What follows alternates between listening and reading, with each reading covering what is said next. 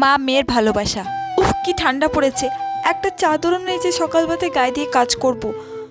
এটা কি? এটা তো রিয়ার চাদর।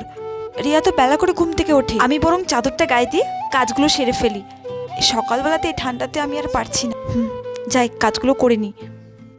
দিদি, তুমি আমার চাদর গায়ে দিয়েছো কেন? আমার চাদরটা তো ছিঁড়ে গেছে। সকালবেলায় খুব ঠান্ডা লাগছিল, তুই তো বেলা করে ঘুম থেকে উঠিস, তাই ভাবলাম। হ্যাঁ, তাই ভাবলে আমার চাদরটা গায়ে দিয়ে নোংরা করবে? তুমি যে আমার চাদরটা গায়ে দিয়েছো, তুমি জানো চাদরটার দাম কত? দাও আমার চাদর। নিজে তো কেনার সামর্থ্য নেই, আমার চাদরটা গায়ে দিয়ে নোংরা করছো। মা, আমি তোমার জন্য একটা জিনিস এনেছি। কি রে মা, কি জিনিস এনেছিস? চাদর?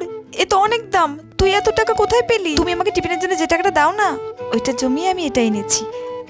আমার মানু কত বড় হয়ে গেছে, মায়ের কষ্ট বুঝতে শিখে গেছে। এর সাথে প্লিজ সাবস্ক্রাইব করে যেও।